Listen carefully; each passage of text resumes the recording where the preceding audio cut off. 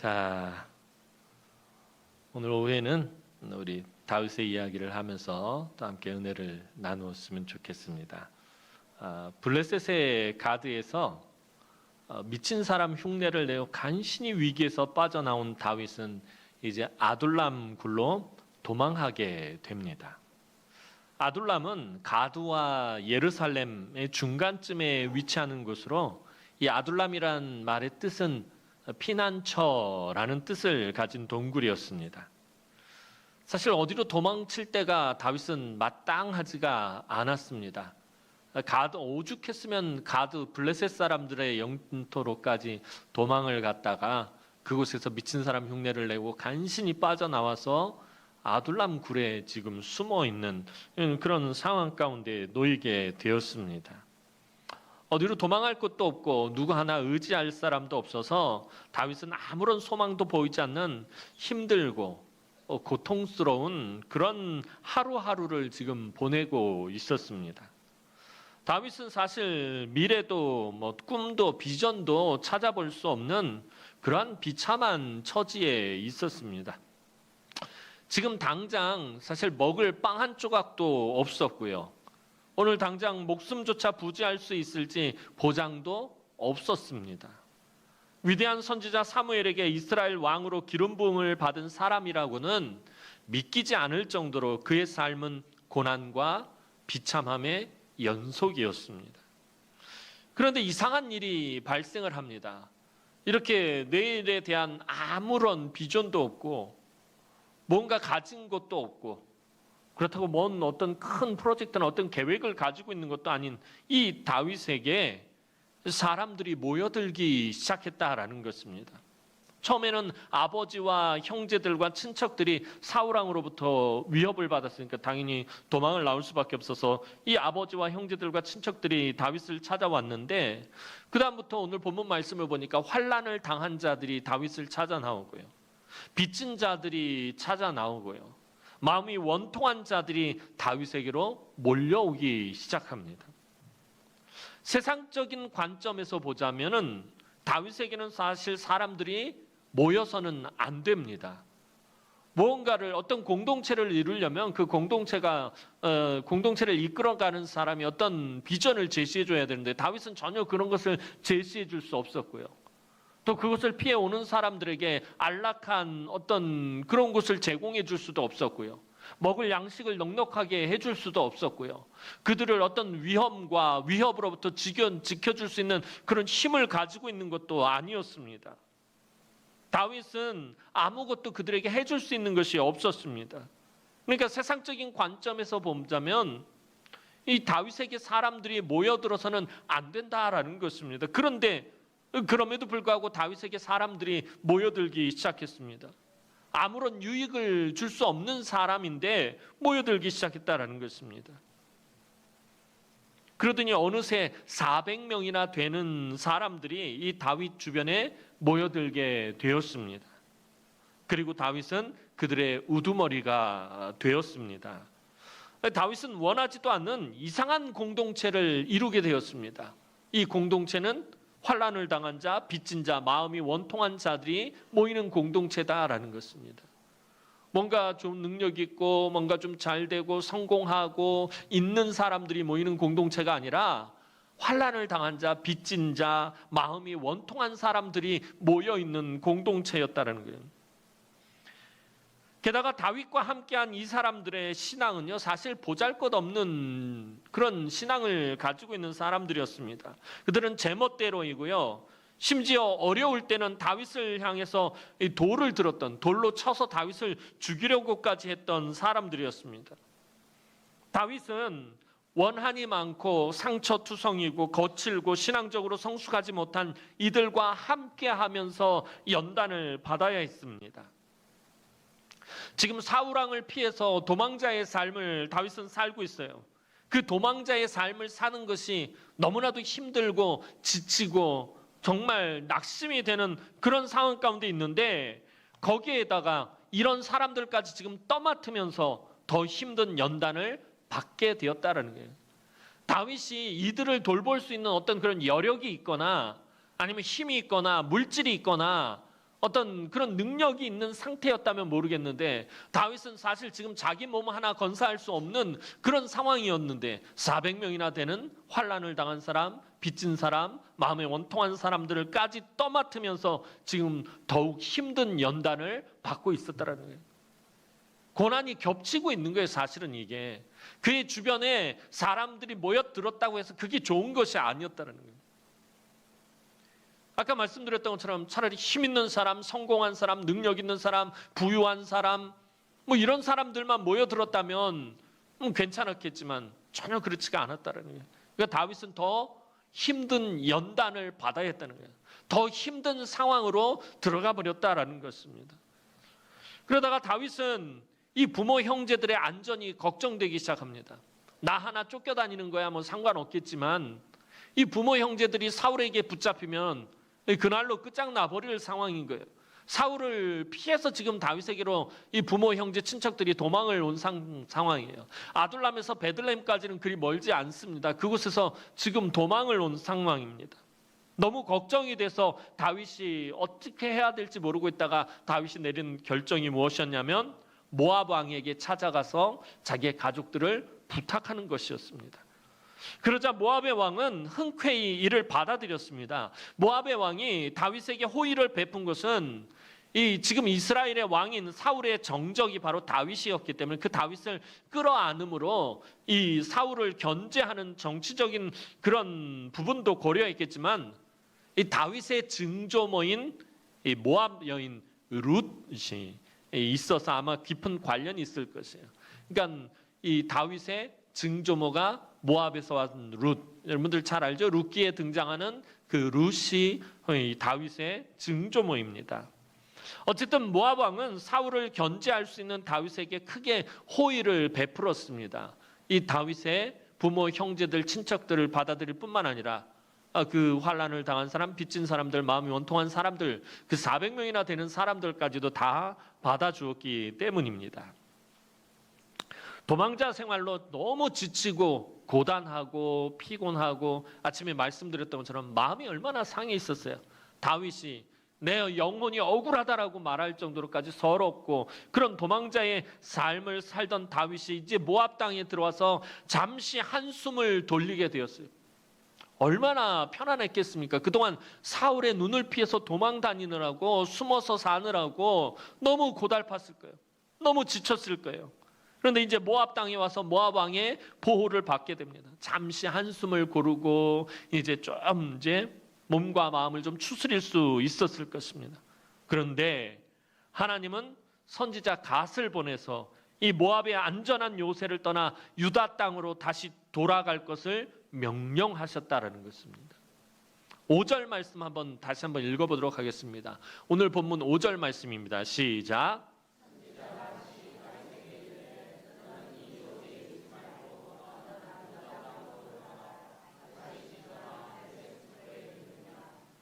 모압은 다윗에게 있어서 아까 말씀드렸던 것처럼 증조모가 모압 출신이니까 뭐 이렇게 따져보자면 모압은 다윗에게 있어서 외가와 같은 그런 곳이고요. 그리고 게다가 모압의 왕도 지금 다윗에게 크게 호의를 베풀고 있었습니다. 모압에서 사울을 피해 있으면 다윗은 안전하고 그의 부모 형제들도 안전하고 더 이상 고생하지 않아도 됩니다. 그런데 하나님은 난데없이 선지자를 보내서 모압을 떠나서 유다 땅으로 다시 들어가라라고 말씀합니다. 다윗의 입장에서 보면 입이 이만큼 나올 말 아니겠습니까? 자기가 그동안 도망자 생활을 할 때 사실 얼마나 고통스러웠어요. 얼마나 괴로웠어요. 하나님이 아무런 도움도 주시지 않는 것 같이 그렇게 힘들고 어려운 길을 걸어오다가 이제 모압 땅에 들어와서 좀 쉴만하니까 좀 살만한데 난데없이 돌아가라 라고 말씀하시는 거예요. 아니 그동안 하나님 나한테 해준 게 뭐가 있다고 지금 이러시는 것입니까? 불평과 원망이 터져 나올 만한 일입니다. 간신히 목숨을 건지고 피할 곳을 찾았는데 좋은 피난처를 얻었는데 그곳을 하나님이 지금 떠나라고 하십니다. 그렇다고 유다 땅으로 돌아간다고 해서 뾰족한 수가 있는 것도 아니에요. 만약에 하나님이 뭔가를 준비해 놓으시고 유다 땅에 네가 거처할 수 있는 안전한 곳과 또 너를 지켜줄 군대와 네가 먹고 살 수 있는 그런 풍성한 양식을 내가 준비해 놨으니까 유다 땅으로 돌아가라. 지금 그런 상황이 아닌 거잖아요. 하나님 난데없이 선지자를 보내서 모압 땅을 떠나서 유다 땅으로 돌아가라라는 그 말씀밖에 없다라는 것입니다. 뭔가를 다윗을 위해서 지금 준비해 놓으신 것이 하나도 없어요. 여전히 사울은 다윗을 죽이려고 혈안이 되어 있고요. 다윗은 그저 황량하고 거칠고 메마른 광야에서 숨어 있어야만 했다라는 것입니다. 사실 자기가 다윗이 이렇게 고통을 겪게 된 것을 따져보면 하나님 때문입니다. 여러분, 우리가 삶의 고난을 당했을 때, 어려운 일을 만났을 때 따지기 시작하면요, 다 하나님 때문인 거예요, 사실. 아니, 목사님 무슨 그런 불경한 발언을 하시는 눈빛들이. 얘기가 그렇단 얘기죠. 자, 다윗의 입장에서 보면 그러잖아요. 괜히 다윗이 자기에게 왕으로 기름 부어달라고 요청했나요? 아니에요. 다윗은 한 번도 자기가 왕이 되겠다고, 하나님 나에게 기름을 부어달라고 그런 적 없어요. 괜히 골리앗을 죽게 만들어서 왕의 신하가 되게 여기는. 다윗은 전쟁터로 나가서 싸울 생각 없었어요. 아빠 심부름 나왔을 뿐이었어요. 괜히 사울의 미움을 받기 위해서 쫓겨나와 비참한 도망자의 삶을 살게 되었는데, 하나님은 그게 뭐가 그렇게 못마땅한지 좀 안전하게 쉴 만한 다윗을 다시 호랑이 입으로 들어가라고 명령을 하신다라는 거예요. 그런데 오늘 본문을 보면 다윗은 어떻게 하죠? 갓선지자가 와서 말을 하니까 바로 아무 말 없이 모압을 떠나더라는 거예요. 조금의 망설임도 없이 하나님이 말씀하시니까 모압 땅을 떠나버립니다. 다윗이 떠나라고 본문은 분명히 말하고 있다는 거예요. 이것이 바로 사울과 다윗의 가장 큰 차이점이다라는 거예요. 사울은 하나님의 말씀에 어떻게 합니까? 이런저런 핑계들, 합당한 이유들, 이런 것들을 대면서 불순종했지만, 다윗은 어떠한 상황 가운데서라도 하나님의 말씀에 두말 없이 순종했다라는 거예요. 다윗이 순종하지 못할 그런 조건들을 계속 하나님 앞에 그런 변명이나 핑계를 댈 것들이 너무 많았어요. 그러나 한 번도 그러지 않았다라는 것입니다. 이처럼 다윗이 하나님의 말씀에 목숨 걸고 순종한 결과가 사실 지금은 전혀 보이지 않아요. 앞으로도 다윗은 계속해서 고난의 길을 걸어가야 해요. 그런데 사무엘상 말씀을 잘 읽어보면요, 눈에 보이지 않게 무슨 변화가 일어나냐 하면 사울은 점점 눈에 보이지 않게 쇠해지고, 다윗은 점점 눈에 보이지 않게 어떻게 되냐면 흥왕하고 있더라는 것입니다. 불순종한 사람은 점점 눈에 보이지 않게 조금씩 쇠해져 가는데, 목숨 걸고 하나님의 말씀에 순종한 사람은 눈에 보이지 않게 조금씩 흥왕하고 있더라는 것입니다. 이게 사울과 다윗의 차이점이다라는 거예요.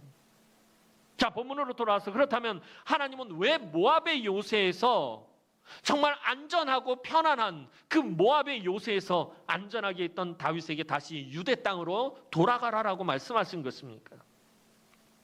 그것은 상황이 아무리 다윗에게 불리하다 해도 다윗은 하나님께서 이스라엘의 무엇으로 세우신 자죠? 이스라엘의 왕으로 세운 거예요. 왕으로 기름 부어 세우신 자이기 때문에 그렇다라는 거예요. 여러분, 왕은 자기의 영토를 떠나서는 안 돼요. 자기 백성을 버려서는 안 돼요. 왕은 죽으나 사나 자기 영토 안에 머물러야 되고요, 자기 백성을 지키는 자가 왕이다라는 것입니다. 또한 이스라엘 땅은, 이 다윗이 왕으로 기름 부어 세움을 받은 그 이스라엘 땅은 하나님께서 약속의 땅으로 주신 곳입니다. 약속의 땅이라는 말이 가지는 의미는 하나님이 통치하시는, 하나님이 다스리시고 하나님께서 은혜와 복을 주시는 땅이다라는 것입니다. 그래서 그 땅을 벗어났다라는 그 말은 하나님의 통치를 벗어났다라는 의미예요. 하나님의 은혜 밖으로 나아갔다라는, 하나님으로부터 멀어졌다라는 거. 오늘 아침, 지난주 오늘부터 해서 오늘 아침까지 계속 말씀드린 게 뭐예요? 하나님의 백성들의 가장 큰 복은 하나님께 가까이 오는 거라고요. 그런데 모압으로 갔다라는 말은요, 다시 말하면 하나님으로부터 멀어졌다라는 것을 의미하는 거예요. 하나님의 통치로부터 멀어졌다라는 것을 상징하고 있는 거예요. 하나님은 다시 유다 땅으로, 그래서 다윗이 돌아오게 하신 것입니다. 모압 땅에 계속 있으면 이 다윗은 점점 누구를 더 의지하게 될까요? 모압 왕을 의지할 수밖에 없어요. 모압 왕이 계속해서 호의를 베풀고 있기 때문에, 그에게 양식을 베풀고요, 그에게 편안하게 쉴 수 있는 곳을 베풀고요, 그를 안전하게 지켜주고 있기 때문에 다윗은 모압에 머물면 머물수록 모압 왕을 의지할 수밖에 없다라는 것입니다. 하지만 그곳을 떠나야만 했습니다. 다윗이 어떤 처지, 어떤 형편에서라도 끝까지 믿고 의지할 분은 오직 하나님 한 분뿐이기 때문에, 다윗의 믿음은 그거예요. 하나님만이 나의 피난처고 하나님만이 나를 돕는 자라는 분명한 믿음을 가지고 있었기 때문에. 다윗도 처음에 모압에 들어갔을 땐 편했을 거예요. 더 이상 사울의 눈치를 보지 않아도 되고, 양식 때문에 걱정하지 않아도 되고요. 그런데 다윗같이 영적으로 민감한 사람이 깨닫지 못했겠어요? 아, 하나님보다 모압 왕을 더 의지하겠구나. 하나님이 그곳을 떠나라고 했을 때 뒤도 안 돌아보고 떠났다라는 거예요. 자기가 끝까지 믿고 의지할 분은 모압 왕이 아니라 누구? 하나님 한 분뿐이기 때문에. 그래서 하나님은 다윗에게 유다로 돌아오라고 명령하셨고, 다윗은 단번에 순종한 것입니다. 그러니 하나님 보실 때, 다윗을 평가할 때 다윗은 나와 마음이 합한 자다라고 평가할 수밖에 없는 거예요. 뭐 이런저런 설명도 안 하고 하나님이 그냥 모압을 떠나서 유다 땅으로 들어가라라고 말해도 다윗은 네 알겠습니다 하고 가버린단 말이에요. 하나님 입장에서 보면 너무 예쁜 거예요. 이건 사실 우리 자녀들한테 뭘 시키려고 그러면 이것저것 다 설명을 해줘야 되고 이해가 되어야지 움직인단 말이에요. 그런데 다윗은 하나님이 설명도 제대로 안 했어요. 그런데도 하나님의 뜻을 기체하고서는 바로 그것을 떠났다는 거예요. 여러분, 요즘 한국교회 성도들의 신앙생활을 하며 믿음이 성장하는 과정을 보면요, 생각보다 쉽게 무시하는 과정이 있습니다. 저도 그렇고 여러분들도 그렇고 의외로 너무 무시하는 그런 과정들이 있어요. 그게 뭐냐면 바로 순종의 과정이다라는 거예요. 그리고 또 소홀하게 대하기 쉬운 교사가 있습니다. 그것은 고난이라는 스승이에요. 이것이 중요한 것은 하나님이 고난과 순종을 통하여 부르신 목적을 이루어 가시기 때문입니다. 하나님은 다윗을 고난의 스승과 순종의 과정을 통해서 이스라엘의 진정한 왕으로 다듬고 연단하고 만들어가고 있었던 것입니다. 하나님은 오늘 우리에게도 다윗과 동일하게 고난과 순종을 통하여서 우리를 향하신 하나님의 뜻을 이루어 가신다라는 것입니다. 그래서 다윗은 시편 119편 71절에서 이렇게 고백하고 있습니다. 우리 다 함께 한번 읽어봅니다. 시작.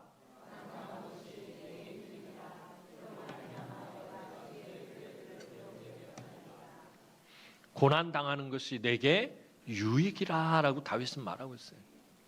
얼마나 많은 고난들을 당했어요. 그런데 그 고난, 진절머리가 날 텐데 그 고난이 내게 유익이다라고 고백하고 있다라는 거예요. 여러분, 우리가 믿음의 능력 있는, 정말 능력 있는 믿음 생활을 할 수 있는 가장 그 바탕이 되는 것은요, 고난이에요. 고난.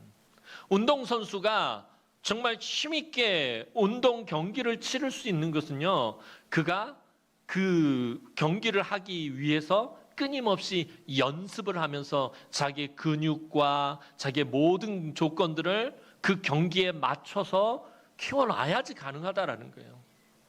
평소에 아무런 연습하지 않고서는 경기에 들어가면 절대로 이길 수가 없다는 거예요. 신앙생활도 마찬가지인 거예요. 고난이라는 것이요, 우리의 믿음의 근육들, 믿음의 세포들을 더 강하게 만들어주는 것이에요. 그래서 이 땅 가운데 삶을 살아가면서 들어오는 그런 유혹과 시험과 환난으로부터 우리가 이겨낼 수 있도록 만들어주는 것이 사실은 고난이다라는 것입니다. 하나님이 우리를 연단하심을 통해서 우리의 영적인 근육들이 이완되었다 수축되었다가 이게 반복되면서 탄탄해지면서 우리가 신앙생활할 때 흔들리지 않고 요동하지 않게 되는 거예요. 또 눈이 딱 맞으셨네. 조집사님, 연습 하나도 안 하고 경기에 들어가는 거하고 연습하고 경기에 들어가는 거 분명히 다르죠? 이렇게 고분고분하게 대답하니까 불안하네. 연습을 충분히 많이 한 사람은 시합을 할 때 확실히 다르다라는 거예요. 연습하지 않으면요, 티가 나는 거예요. 성도들도 마찬가지인 거예요. 고난은요, 연습하는 거예요. 우리를 연단하고 단련하고 훈련하는 거예요. 그래서 우리가 고난 당할 때 이 고난을 하나님 피하게 해주십시오라고 기도해야 될 것이 아니라 이 고난을 통해서 하나님의 뜻을 발견해내야 된다는 거예요. 고난을 통해서 하나님이 나를 어떻게 연단해 가시는지 그 방향성을 찾아낼 수 있어야 한다라는 것입니다. 오늘날 세상은 참 많은 성공의 방법들을 우리에게 제시하고 있습니다. 서점에 나가봐도 세계의 부자들이나 각 분야에서 크게 성공한 사람들의 그 성공한 사례들을 정리한 책들이 여전히 베스트셀러에 항상 그 이름을 빠뜨리지 않고 있습니다. 난 이렇게 해서 부자가 되었다. 난 이렇게 해서 성공했다. 난 이렇게 해서 출세했다. 정말 기가 막힌 방법들과 확실한 방법들을 우리에게 분명히 제시해주고 있어요. 아주 탁월하고 아주 뛰어나고 아주 명확한 그러한 방법들을 우리에게 알려주고 있습니다. 그런데 성경도 성공의 방법들을 우리에게 분명히 제시하고 있습니다.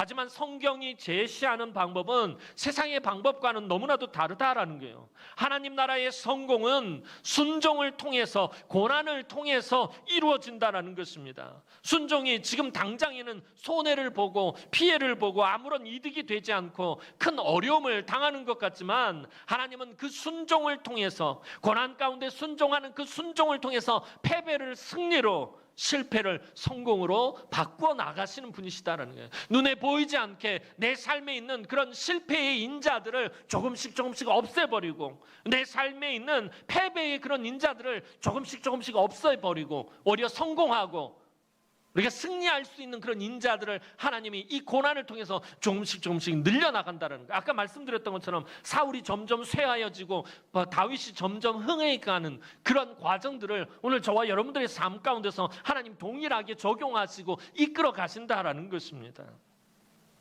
하나님의 나라는 순종하는 자를 통하여 멸망하거나 쇠하지 않고 더욱 견고해져 간다라는 거예요. 하나님 나라가 이 땅 가운데서 견고해져 가는 것은 순종하는 사람을 통해서 이루어져 간다라는 것입니다. 사랑하는 성도 여러분, 다윗은 순종할 수 없는 상황에서도 순종하고 있습니다. 비참한 도망자의 삶을 살던 다윗에게 모압은 더할 나위 없이 좋은 피난처였어요. 지금 다윗에게, 아까 아둘람 굴에 있었던 다윗에게 가장 필요한 게 뭐예요? 피난처예요.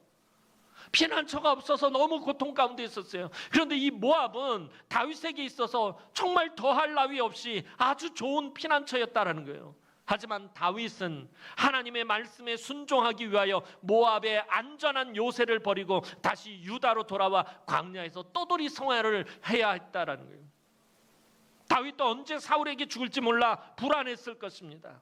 그럼에도 불구하고 다윗이 순종한 것은 하나님의 보호 아래에 들어오는 것이 제일 안전한 피난처라는 사실을 믿었기 때문이다라는 것입니다. 하나님께서 다윗을 모압의 안전한 요새를 떠나 이 위험한 유다 땅으로 다시 보내신 것은 다윗이 고난을 피하는 것보다 고난을 통해서 변화되는 것이 더 중요했기 때문이다라는 거예요. 여러분, 오늘 저와 여러분들이 이 땅을 살아가면서 고난이 쉽게 내 삶 가운데서 떠나지 않을 때가 있어요. 어떤 데는 고난이 막 겹칠 때가 있어요. 너무 힘겨울 때가 있다라는 거예요. 왜 우리 삶의 고난이 끊이지 않고 찾아오는 것이고 한번 찾아온 고난을 이렇게 쉽게 떠나지 않는 것입니까?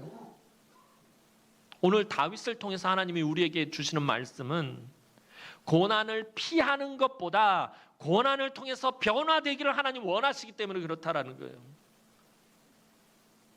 고난을 피하는 것이 중요한 게 아니에요. 고난으로부터 도망가는 것이 중요한 것이 아니다라는 거예요. 고난을 통해서 저와 여러분들의 믿음이 더욱더 자라고 성장하고 성숙하고 강해지기를 하나님은 원하신다라는 것입니다.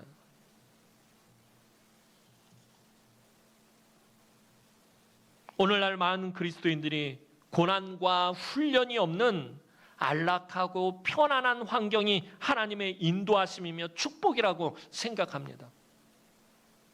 힘들게 신앙생활을 안 하는 것이 축복이라고 생각해요. 요즘 한국교회가 빈익빈 부익부 현상이 아주 심각합니다. 큰 교회들, 대형 교회들, 메가처치들은 더욱더 부흥하고요. 작은 교회들은 점점 더 쇠퇴해져 가요. 왜 그런 것일까요? 여러분, 큰 교회, 메가처치 큰 교회 막 몇만 명씩 다니는 교회, 몇만 명까지 안 가도 돼요. 몇천 명씩 되는 교회 가면요, 편해요, 신앙생활하기가. 뭐 봉사 안 해도 되고요. 할 사람 많으니까 싹 숨어서 그 사람들, 무리들, 군중들 속에 숨어서 신앙생활을 묻어가기 정말 좋기 때문에 그렇다는 거예요. 그러나 작은 교회를 가면요, 그럴 수가 없어요. 묻어갈 수가 없어요. 숨어서 신앙생활할 수가 없다는 거예요. 안락하고 편안함, 이것이 축복이 든고 이것이 하나님의 인도하심이라고 착각하고 있다라는 것입니다. 그러나 하나님은 인간적인 방법과 수단을 철저하게 포기하고 오직 하나님만 의지하게 하려고 오히려 더 불편하고 고통스러운 것으로 우리를 인도하기도 한다는 거예요. 여러분들, 우리가 교회 안에서 신앙생활 하다 보면 이것저것 부딪힐 때가 참 많은 것을 보게 됩니다. 그죠?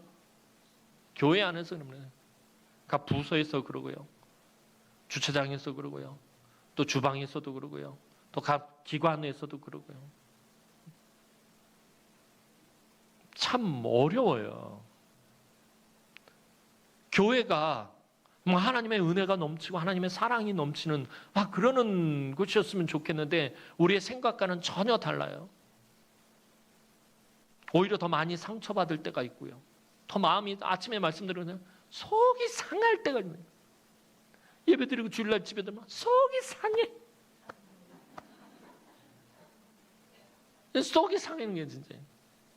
이거는 뭐 목사나 평신도들 성도들이나 상관없어요. 저도 집에 가면 속이 상해.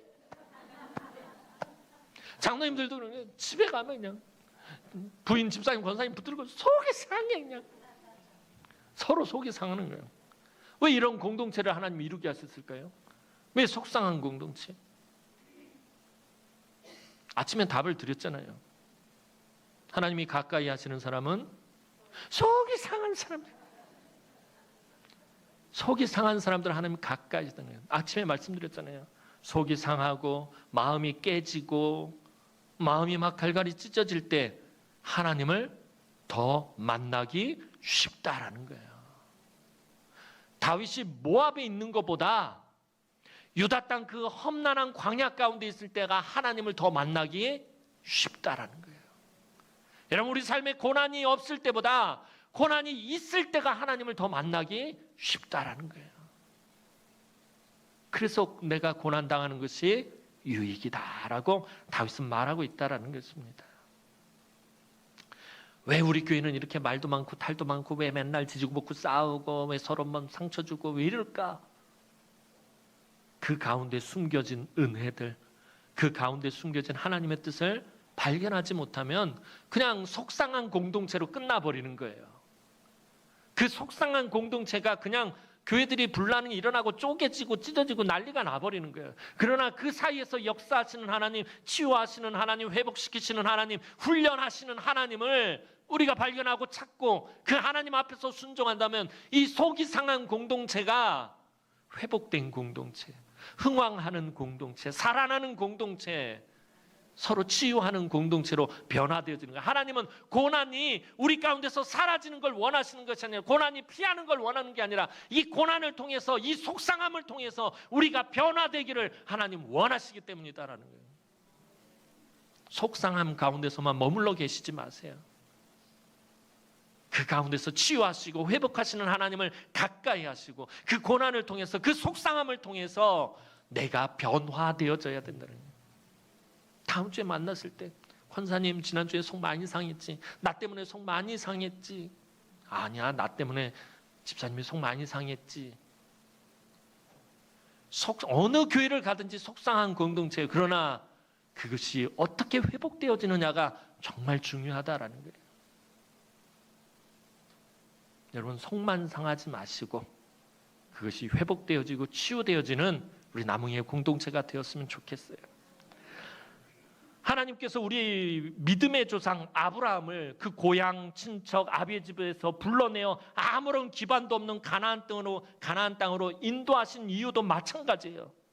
아브라함의 고향이었던 갈대아 우르는 당시의 세계에서 모든 것이 가장 풍요롭고 편안하고 가장 살기 좋은 곳이었어요. 그러나 하나님은 황량한 가나안 땅으로 아브라함을 보내셨어요. 왜냐하면 가나안 땅은 하나님밖에 의지할 것이 아무것도 없는 곳이었기 때문이에요. 갈대아 우르에 있었으면 아브라함은 여전히 그곳에서 그냥 풍요롭고 풍족하고 편안함에 안주하고 있었을 거예요. 그러나 가나안 땅을 향해서 광야의 길을 걸어서 그가 마침내 가나안 땅에 도착했을 때 깨달은 것은 내가 하나님 없이는 살 수 없구나. 하나님이 나를 인도하셔야만 내가 살 수 있구나. 하나님밖에 내가 의지할 것이 없구나. 그것을 깨달은 거예요. 그게 믿음이었던 것이에요. 하나님은 하나님밖에 의지할 것이 없는 곳에서 그 사람과 함께 하셔서 그의 믿음을 성장시켜 나갔습니다. 그렇기 때문에 아무리 황량하고 위험한 곳으로 떠나라는 하나님의 명령이라도 순종하면 하나님과 동행을 경험하게 되고 믿음의 성장을 열매로 얻게 되는 것입니다.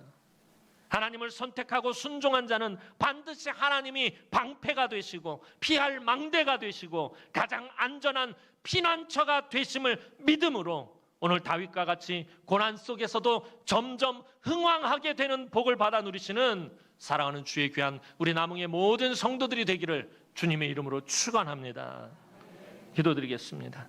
사랑과 은혜가 많으신 아버지 하나님, 은혜와 사랑을 진심으로 감사를 드립니다. 내 삶의 어떤 상황, 어떤 형편, 어떤 처지 가운데서라도 하나님의 말씀에만 순종하고 그 하나님의 인도하심과 그 하나님의 보호하심을 받으며 점점 흥왕하는 우리 남흥교회 되게 하여 주옵소서.